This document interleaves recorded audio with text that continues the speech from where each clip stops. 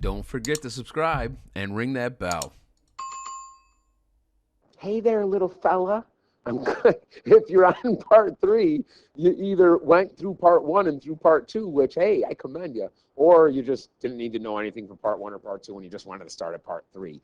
Either way, I'm happy you're here with me. And what else is making me happy is we are going to start part three with one of my favorite things to do in the calculator, matrices. Let's go. So there's all these instructions, and it seems like it's a lot, but really you're going to the matrix menu 3 times.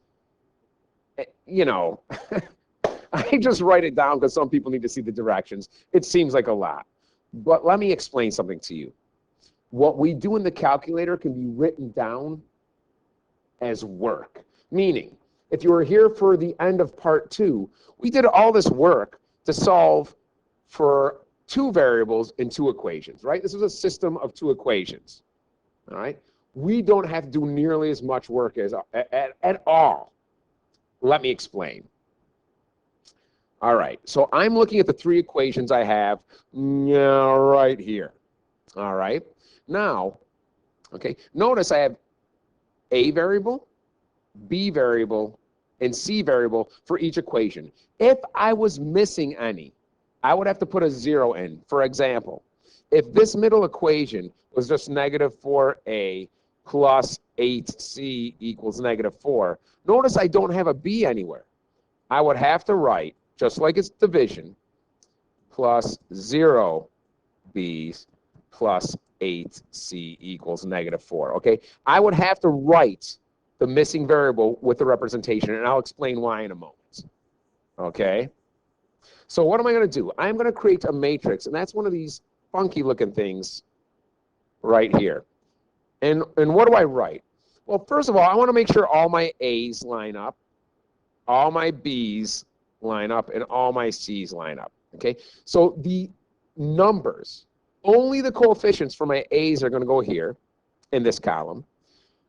The numbers or coefficients for my B's, the numbers and coefficients for my C's, and then whatever the equation is equal to is going to be my last column. All right, so what do I mean? My A, I have a 5, a negative 4, and a 6. All right, so really, I want to write 5, negative 4, and 6. Actually, instead of going down, we can go across, meaning, you see how I've got right here in the first one, I have 5, then I have a positive 7, a negative 3, and a negative 18.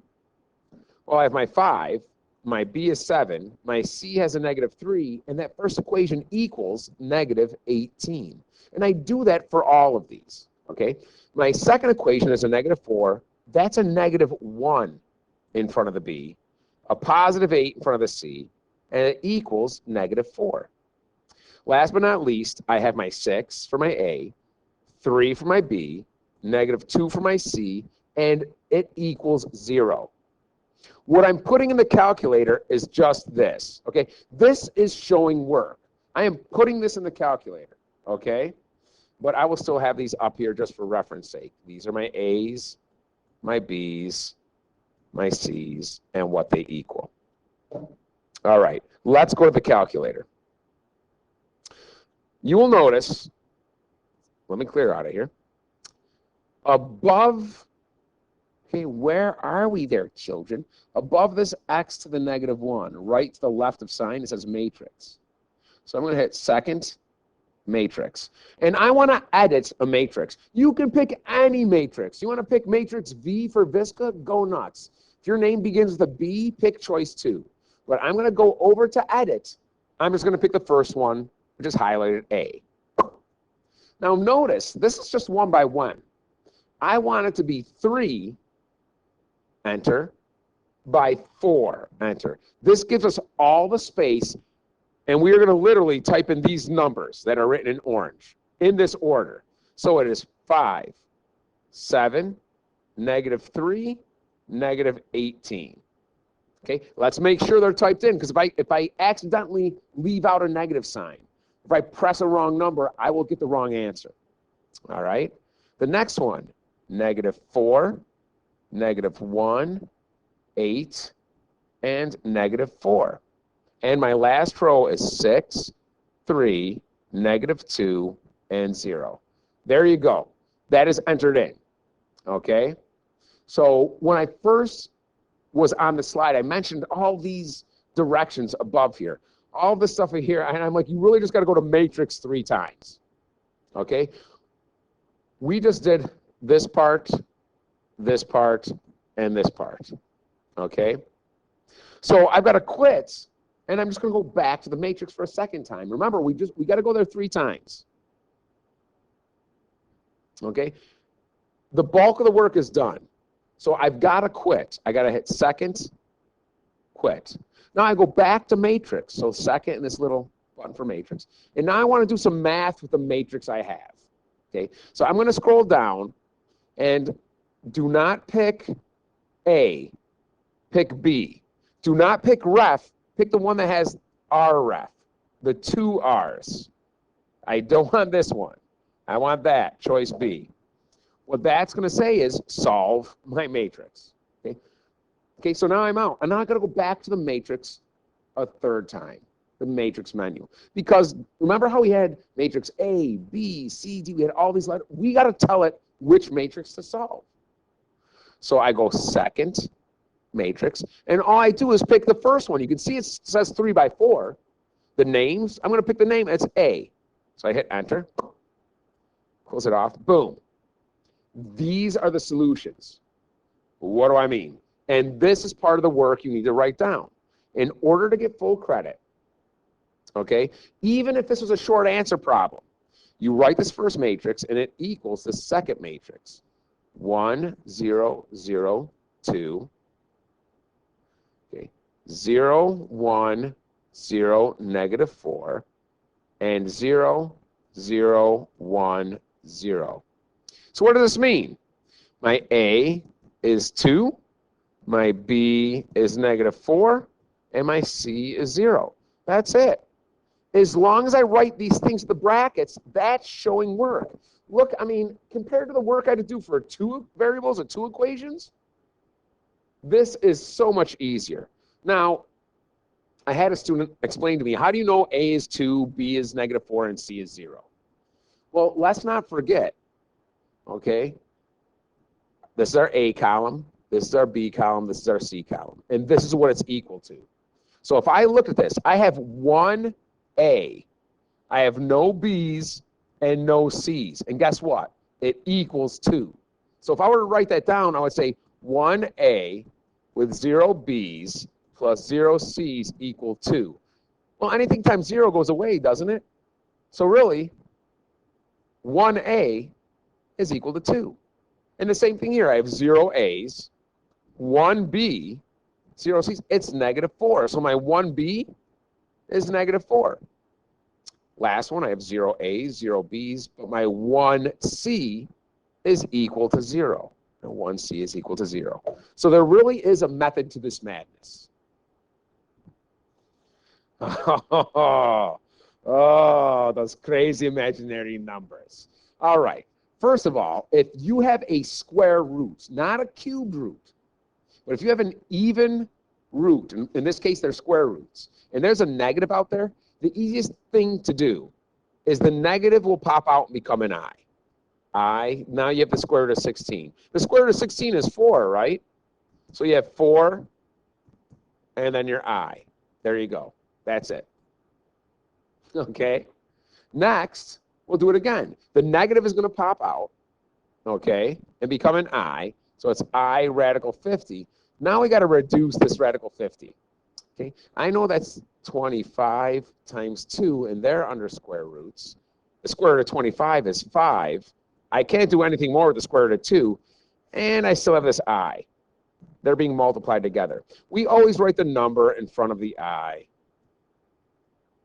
And there you go. I think it's pretty simple. If you can simplify a radical, you're good to go. Now, okay, this little thing right here, keys. Anything to the power of 0 is 1, even if it's I. Anything to the power of 1 is itself. If I had 3 to the power of 1, isn't that 3? If I had 7 to the power of 1, isn't that 7? So guess what? I to the power of 1, that's just I. This is the big one. I squared is -1. I cubed is -I. So what's the purpose here? These all cycle. These 3. So what's the next one? It's I to the 4. That's the same thing as I to the 0. It's 1. I to the 5. That's the same thing as I to the 1. It's I. I to the 6. That's the same thing as I squared. I to the 7th. Wow, I don't know what happened there.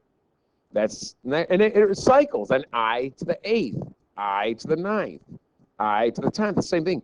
I to the 11th. I to the 12th, and so forth. So we can do this dance all day long. All right? We can do this dance all day long. All right? In your calculator, if you have to multiply things with i's or add them or subtract them, you know above the point, okay, the decimal point, right below 2 here, in blue it's I. Don't use the green I. Look at this I. Here's the thing. I squared should be -1, right? There you go. It's -1. A lot of the times, okay, if I have to do some math with an I, you see I'm using real numbers. If I square I get a -1. Okay? But what happens if I have I to the power of 1? Shouldn't it give me an I? Or I cubed should give me -I. So like, Visca, what if I try to do that? Okay, let's do. Let's go second. Let's go to the cubed. Oh, it's -I. Look at that. Now, what if I do 3I plus 2 times 6I minus 5? Well, there you go. It even does that for me. All right. I tell my students most of the time for mode that you should really be in A plus BI mode. That's when you use imaginary numbers. This has real, and for some reason, it's giving me imaginary answers, which is freaking me out a little bit. But hey, if it doesn't work this way, make sure you go to mode, which is right here, and make sure you come down here and you select A plus BI in your calculator. That will be real and complex answers, not just real. Okay, but by default, by factory default, they're just giving you real numbers. Okay.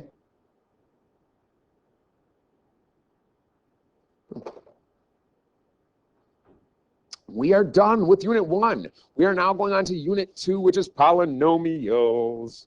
All right, so let's go over just a few brief pieces of information. Number 1, a degree. Okay, a degree is the biggest exponent. So if I have 5x to the 4th plus 3x squared minus 7x plus 2, yes, I know I don't have something cubed. The biggest exponent is the degree. That's a degree 4. Okay, what's important? It tells you how many solutions you have. If I were to try and solve this, I should have 4 solutions. Solutions are the same thing as roots, x-intercepts, or zeros. All right? Now, that means my equation should touch the x-axis 4 times at most. If I have imaginary solutions, if 2 of these were real and 2 of these were imaginary, guess what? These 2 would touch the x-axis. These are imaginary, they wouldn't. So I would have at most 4 real solutions. The other 2 would be imaginary. So I would have 4 solutions, but sometimes we get imaginary. Sometimes we get real. Something else here, end behavior. You might see something that looks like this. As x goes to positive infinity, where does y go? Y and f of x are the same thing, okay? And what that means is as x goes to the right forever, positive infinity on the x means to the right. When y is positive infinity, that means it goes up forever, all right? So whenever I have x, Positive infinity means to the right. Negative infinity means to the left. For f of x or y, positive infinity means up. Negative infinity means down. If I were to graph something, aren't my positive on the x's this way and positive on the y's this way? So if I go to positive infinity, it's to the right. If I go to positive infinity on the y, it's up. My negatives on the x are to the left, and my negatives to the y are down. That means as I go to negative infinity on the x, that's to the left. Negative infinity on the y is down. So if I have a graph that looks like this, as I go to the right, I'm going up. So as x goes to positive infinity, my y, or sometimes they say f of x, also goes up to positive infinity. As x goes to negative infinity, or the left, my y is going down, or f of x is going down to negative infinity. That's all that means. It's the end behavior. Solving for polynomials, algebraically, you just begin by factoring. And then you add that T-bone at the end where you just solve each factor for 0. So factoring never goes away, okay? Or if this is multiple choice in the exam, just graph it and use the 0 function. It will give you the x-intercepts, which are also, wait a second, the x-intercepts, which are also the solutions. Oh my goodness. You know what you're doing, kid. All right, let's solve this. One thing when we did factoring, okay, we're going to address something here that we didn't address when we were factoring. If I'm solving for something, I got to set it equal to 0 first. So I want to subtract 3x from both sides. Boom. I have 2x cubed minus my 5x squared, and then my minus 3x equals 0. I'm going to try and take out a GCF, kids. I can take an x out of every term. Remember, it's the smallest exponent. We have 3, 2. This is an x to the 1. So I can only take out one x. And if I do that, I have 2x squared minus 5x minus 3 equals 0. All right? So right now, this thing is always going to be on the outside. That will come along for the ride. I just need to factor this here. And we are going to do this by slip and slide, okay? Because I cannot pull out a GCF. I cannot make that a 1x squared. So I'm going to force it to be a 1x squared. And I'm going to multiply that 3 times 2. Bye-bye. X squared minus 5x minus 3 times 2 is 6 equals 0. Now, two numbers that multiply to be negative 6 that add to be negative 5. Oh, kids. Negative 6 and positive 1. All right? Don't forget, this x is just coming for the ride. Okay. Now, slip and slide. If you remember from part 2, we slip the multiply to the back. We slide to divide both backs. Wasn't it a 2? It was a 2, so I'm going to divide both by 2. And I'm glad we got this working out, because when I reduce 6 over 2, that just becomes a 3. That's good. I cannot reduce this anymore. Bottoms up. My 2 is going to come up front in front of the x. And don't forget, I still have my x on the outside here. This is completely factored. But they don't want us to factor. They want us to solve. So this is where that T-bone part comes in. Everything that has an x needs to be set equal to 0 and solve. Oh, that's done. That's good. It's one of my answers. X minus 3 equals 0. I just add 3 to both sides. X equals 3. Second answer. 2x plus 1 equals 0. All right, well, why don't I just, why don't we just subtract 1 first? So we got 2x equals negative 1. Now, I can divide by 2. X is negative 1/2. Those are my 3 answers. That's perfect. So if I graph this, it should touch the x-axis at those 3 spots. Let's graph it and find out. Now, when I graph it, I got to set it equal to 0. So what I put in my y1 is going to be this thing right here. I mean, I suppose if I wanted to, I could put this side into y1, and I could put this side into y2. Then I'm going to see where they intersect, and they should intersect at 3 spots. But let's use the 0 function. Okay, this green highlights, okay, 2x cubed minus 5x squared minus 3x. All right? So many different ways to do these things. Y equals, clear this out. Let's go up. And we have 2x cubed, all right, minus 5x squared minus 3x. If I graph this, 3 spots, it should touch the x-axis. -1/2, 0, and boom, 3. This here, I'm going to try and zoom in there because that's going to be, you know what? No, we're good. I'm going to go second, calc, we'll just trace, and I need the 0 this time. Let's start with the far left one. I'm going to hit enter. Now, I've got to be to the right. Oh, see, that is tough. You know what? Let's do this. I'm going to zoom just to make it more obvious. Zoom. Let's create a box. I like the box. Come down here. I like creating this box better than zooming in. I can pick right where I want all of this fanciness to zoom into. Boom. Enter. Now you're going to see there's a lot more space when I got to move to the right of this thing right here. Where's that 3? Boom. So let's go to second, trace, and I'm going to pick a 0. This should be -1/2. This is where we're going to start. So I've got to be to the left. So I'm going to keep moving to the left. There I am. I'm clearly to the left of the 0. I hit enter. It puts this boundary. Now I got to pick a right bound. You see in the bottom it says right bound? Got to go to the right. I only want to include 1 0. I can be where I am now. I can be where I am now. It doesn't matter as long as I'm to the right of this 0. Hit enter. Now it says you want me to guess? Sure, it better say -1/2. -0.5, it's 1/2.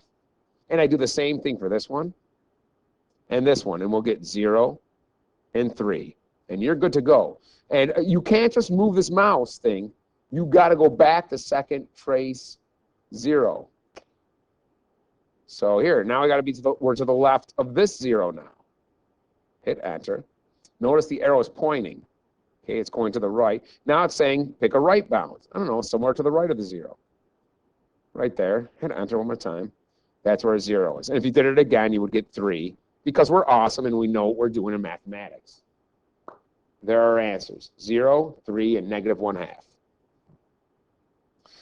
Multiplying polynomials, I'm not going to spend too much time on this. I just want to point out something that a lot of students do. You can FOIL, which I call double distributing. You can use your tabular method, an area model, tic-tac-toe, whatever. I'm going to use FOILing. If I square something, I'm multiplying something by itself. I can't tell you the number of kids that just say it's x squared plus 6 squared. Isn't it x squared plus 36? No, it's not.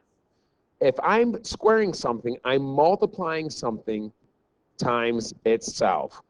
And I use the double distribute or FOIL. My x needs to be multiplied. It needs to be distributed. Okay? So x times x is x squared. And x times 6 is 6x. That's the first distribution. Distribution? Yeah. Now, the reason I call it double is now I got to distribute the second thing. 6 times x is 6x. And 6 times 6 is positive 36. Now, I just combine like terms. The only thing I can combine is 6x and 6x, which is 12x. I have my plus 36, and I have my x squared, and there you go. Boom. I think I'm going to stop here. I'm going to stop here before I get into dividing. And that'll be its own little thing, and I don't want to run too long. There was a lot of explaining here, so we didn't cover too much material, but it was important what we did cover. And that's it for part 3. Don't forget to subscribe and ring that bell.